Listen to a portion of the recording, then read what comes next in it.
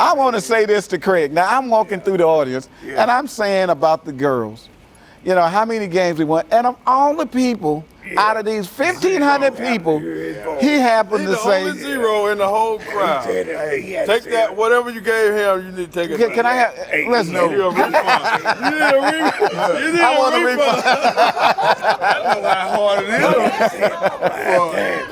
is. He didn't sit down and say zero. And then he stood up. Hey, Look at that. Why would you come down here and tell a story will end up with zero? Hey, Craig, I just traveled 3,000 miles. Hold it. Oh, they working together. Oh,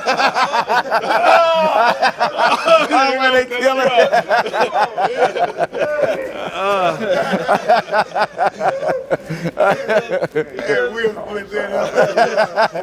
It's like a card game. I would never get in a card game with you guys. Unless I know how that's going on.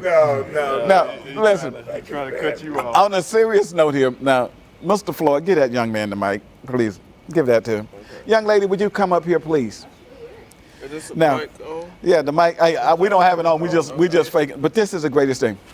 I talked earlier about how do you have a road map?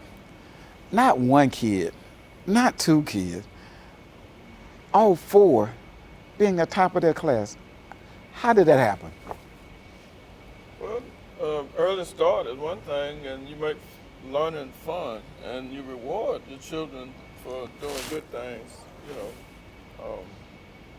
And having a friend like Coach Carter that's pushing you, and like when we was coming up, we had to be at the top to compete with Coach Carter. Now I want to ask you. Now this young man, he's so modest. Now tell me the truth. How did you get them four babies to be at the top of their class? Actually, Yes, ma'am. Floyd, he was very involved in their learning from early on.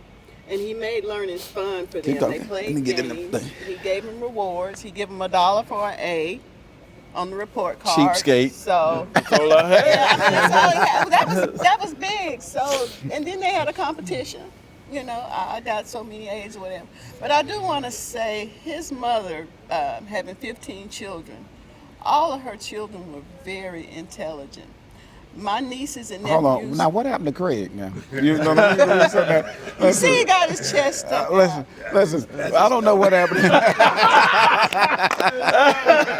That's what he get for wanting to mic me up. I told him to get somebody else. But in all honesty, and my mother-in-law was a Head Start teacher. Wow. And all of her grandchildren Mrs. Norman. have done, Miss Norman. I remember when integration started, these guys were the first one to go to a white school. They were the very first one. And it's real funny. I remember the day the guy, when the integration started, in 1972, I remember it. Guy walks into Eva Garden High School, elementary, walks in the room and called one name, Kenny Ray Carter. I'm going, sir, you gotta be mistaken. I spell my name with an I-E, not a Y. He said, no, Kenny Ray, come on. You going to Fernwood. I said, my brother is the superstar football player here. All my sisters go here. You making a mistake. I can't be leaving here. Ended up at Fernwood, one of the greatest things that ever happened to me. But see, we already had family there already. Right. So now I want to ask both of you guys again. So you had the reward, giving them the money. You rewarded them. That was family competition. Okay. But there's got to be something else. That ain't enough. What else was there? Their faith. Well, God. Okay. Yeah. Faith. Okay. We always taught them the Lord was with them. Okay. Pick up on the mic. And they uncle Craig played such a big part in. Yeah, trying for them not to be like him. They had a good. Now take a picture of this young man. We had a great example not to be like him. No, but to be real, Craig. faith, It wasn't no uncle, it faith, was Craig. determination, discipline, and family. Wow, You know, it's that's how awesome. all of our children, not just Floyd and my children, but all of our children were successful in anything they attempt. You know, not just valedictorian or salutatorian or whatever. In high school, they have gone on to have excellent careers. We got a dentist. We got a Pharmacist. pharmacist. We have an engineer. That's awesome. We have an executive director of QEP starting a new job at Jackson State University. Awesome. We have excellent upbringing, heritage, and I would contribute that to our faith, which built on Floyd's mother's faith and discipline to go after what you want to get in life. Okay. Now, Mr. Napoleon, step in here. You got a lot of They didn't singers. do too shabby. Now, listen, this is a great thing here. His kids are excellent, and they are excellent singers. Now, I'm going to be back in Jackson in 6 or 8 weeks, somewhere in there. They've already invited me back. And I'm going to offer the invitation to your kids opening up for me, singing. Okay. Can we make that happen? They'll be glad to do it. All right, so I'm going to twist their arm now. Listen, and we ain't going to let Craig show up because he's going to say the wrong thing. Craig going to always say the wrong thing. Now, I want to ask you, young man, same thing. Floyd kids did extremely well. Now, your kids did extremely well, too. Now, it can't be the water. What's the Kool-Aid? What you put in the water. Okay. It's not all what you the water. You got to put something in that water Okay. to make it work. And so as you put the Kool-Aid in it, and that's the love, you kept them healthy mentally, physically, emotionally, spiritually, and Floyd said financially. So if you was going to give parents just one kernel of encouragement about raising kids, what would it be? What I would say is never let them see you sweat. Wow. As parents, we can't let us kids see us down when things go down. If you are at the bottom of your class or wherever you are in life, never let your kids see how bad it is. You know what, Cello? Two things happened here with the audience today. Several people have come up to me, and we was talking about the seasons of life, my presentation. Several people have come up and said, Coach, I'm in the winter of my life.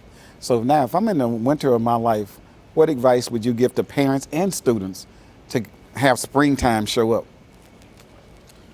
Well, during the winter months, you cultivate grounds. You get prepared for the spring. Don't ever just go in winter and say, well, this is it. You always prepare for the spring, the summer, the fall. And it starts, the seasons, they never change. They're going to come around. What goes around, that term, what goes around comes around, that's life. You just prepare for it. Don't be We're going to ask you about sports. lackadaisical. You're going to be next. Just be ready to be in life. Let your light shine. Okay.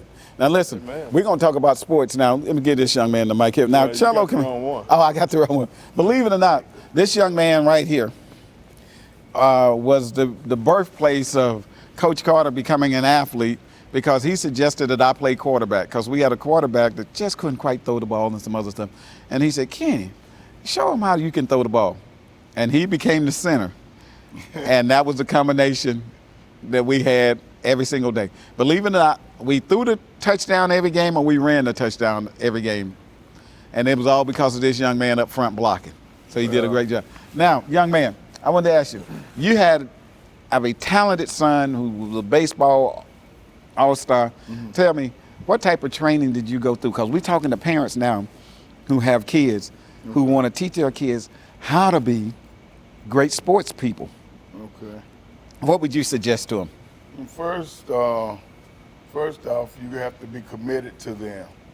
And if you promise them, like I made a promise to my son, I don't care how many hours I work, if any day that you want to go out and practice, I'm going to be there for you.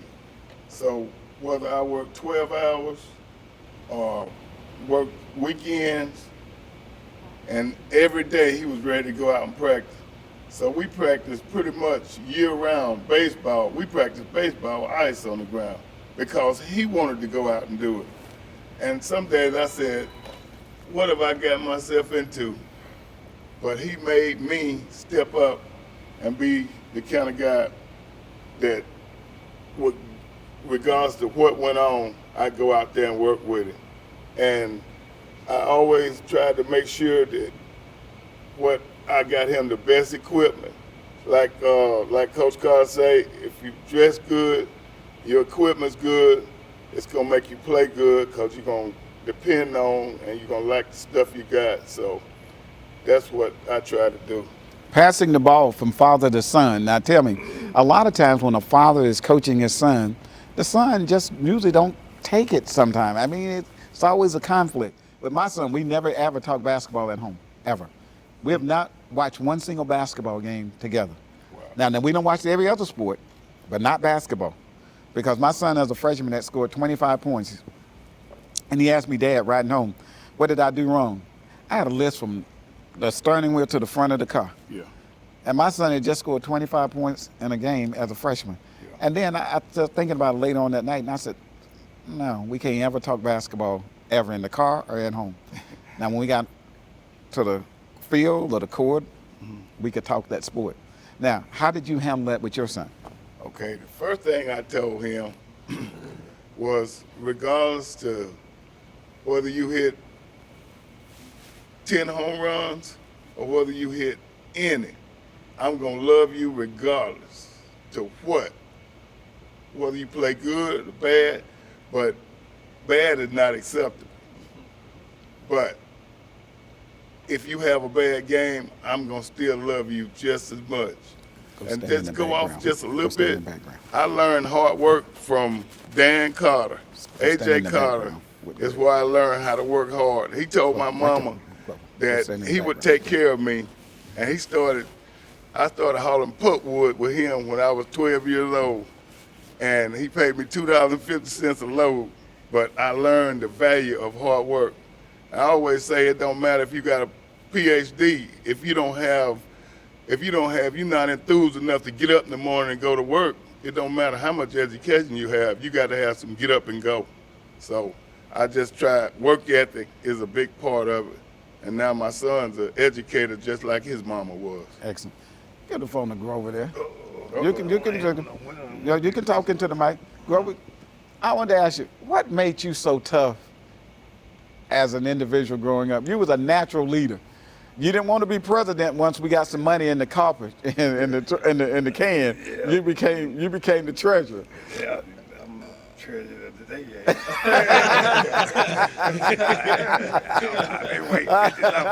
I've been waiting 50-something years for this job. Yeah. Right there, he ready to work and you are sitting around.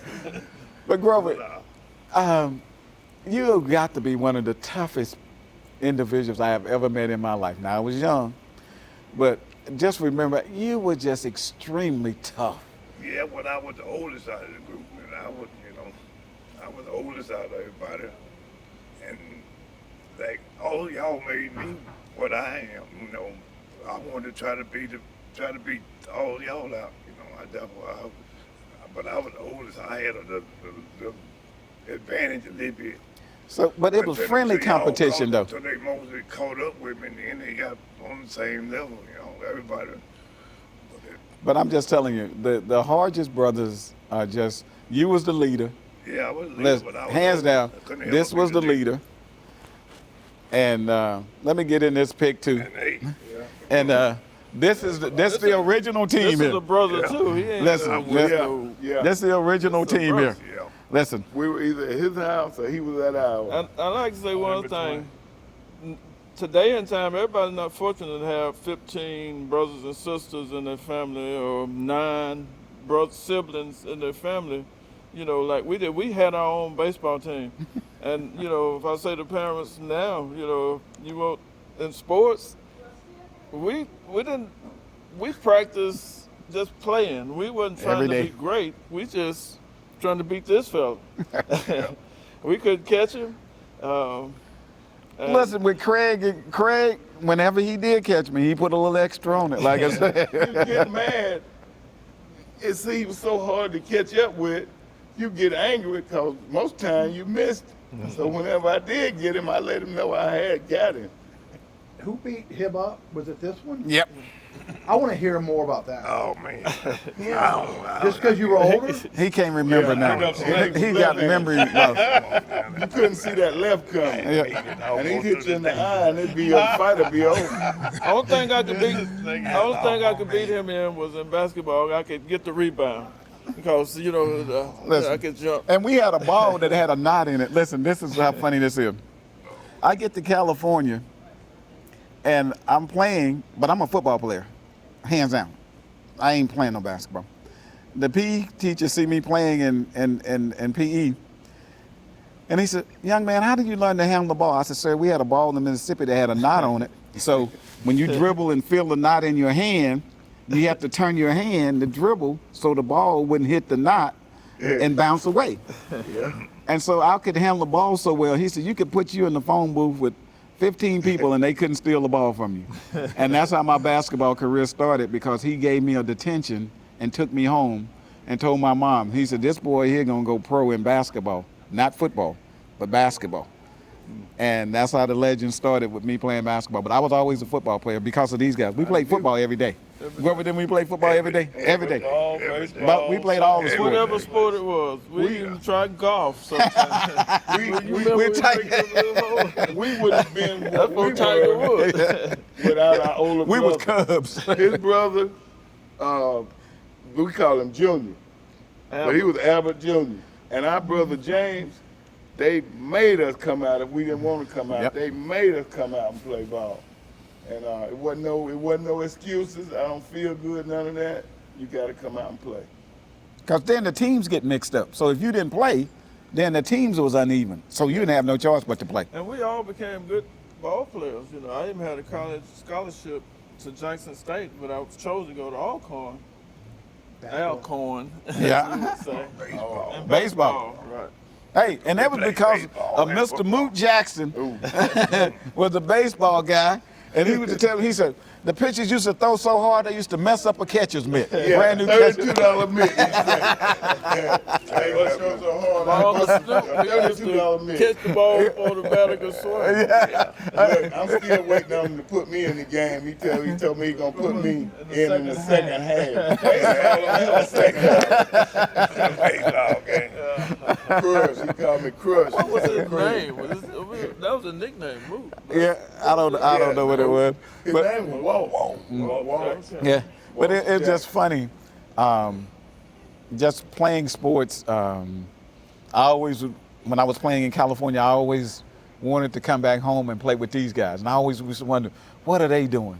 And I would always stay extra because I just knew they was going to stay extra. Yeah. You know what I mean? And so it just propelled my game to a whole nother level, and just the dedication. And Grover, I just want to thank you, young man. Listen, I want to thank you. too, sir. I'm getting pretty good. I'm just the oldest man. You beat me up too, I guess. That little kid in the middle, Ralph Hodges. Yeah. When Ken left, we had Ralph. That's the team. And this Ralph, team. Ralph was the little guy in the middle of that old picture, Ralph. He was the little guy. This wasn't, Grover wasn't in the picture, but. Because he took the picture. Right. Something happened. But Ralph used to play on both sides. We used to play football or baseball. Ralph had to play both sides. So he became a good. Abuse from us too. He became a good ball player also. We're competitive. No He lives in we Georgia. play to win, right? No We matter was what very side he competitive. was on, one of the teams was gonna be winning, and they were gonna take it out on him. So he called it both ways. But the greatest thing about it, we played hard, we played fair. Now, Grover, you didn't play fair. I didn't either. Yeah, Craig didn't play fair. But guess what? It made everybody else so much better. I'm just telling you, because I never wanted to get tackled by me. I never wanted them to get catched by me. He was tough. Listen, because I'm telling you, once they got you, Grover used to just take my head and just in that red dirt in Fernwood, Mississippi, and just ground it down in the dirt.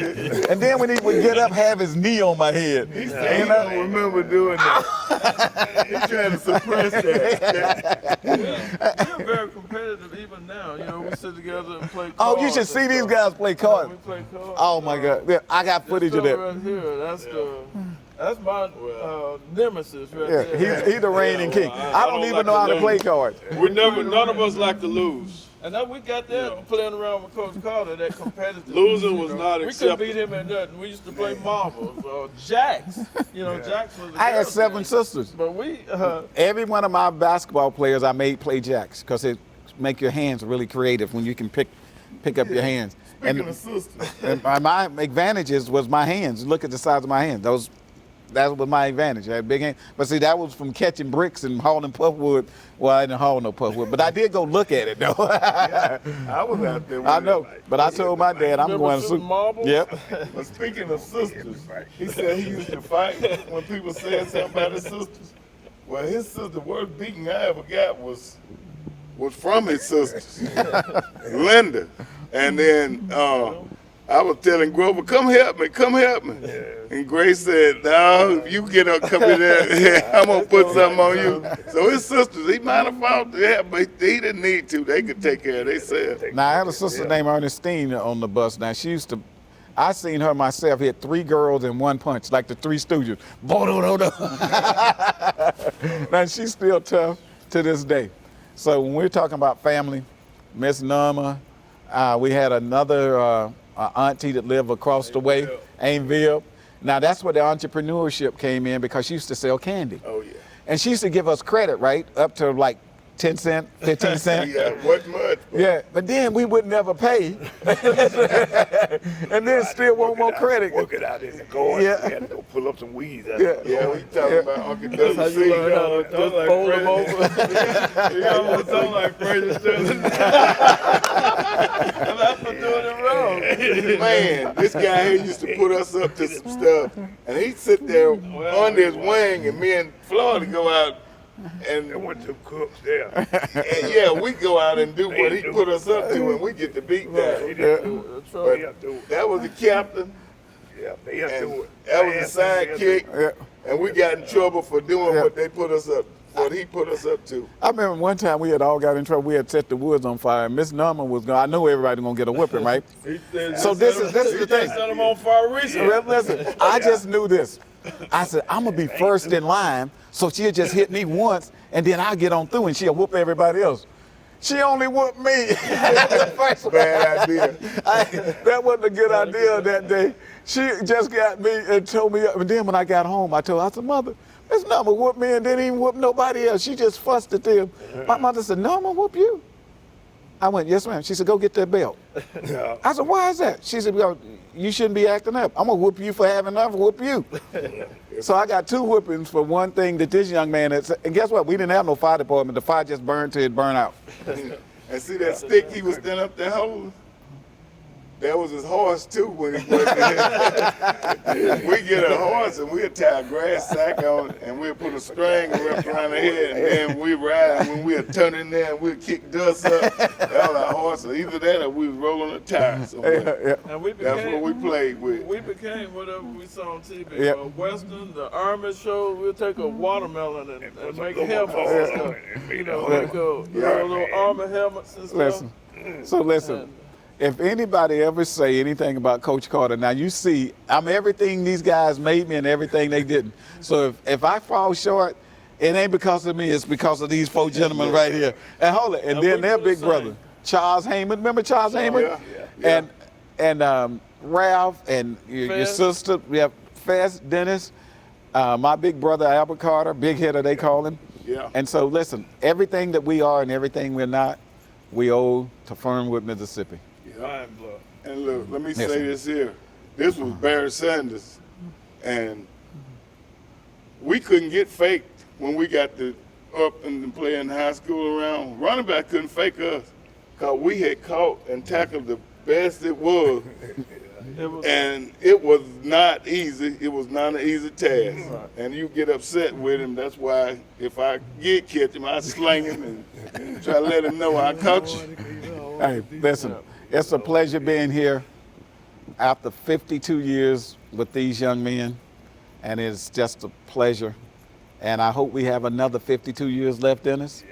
And listen, and America, if you're watching this video of my family, my friends, 52-year relationship, I just want to say this. We always want to keep you healthy mentally, physically, emotionally, and spiritually. All you got to do is have a great group of guys like this, and you always win. Take care. Coach Carter saying here. Oh, we got to sing happy birthday to this young man. Come here. Come here. Yeah, that's right. Let's sing happy birthday. As long as he ain't singing, we We got to sing to your son. If you gonna sing, Who's the singer? Who's the singer in this group? I have to do it to myself. You got to do it to yourself. All right, Craig, let Grover sing. All right, 1, 2, 3. Happy birthday to you, Cello. Happy birthday to you. White Jones. Happy birthday to Cello. Happy birthday to you. Good job. Thank you. Thank you. Thank you. Yes, sir. Thank you.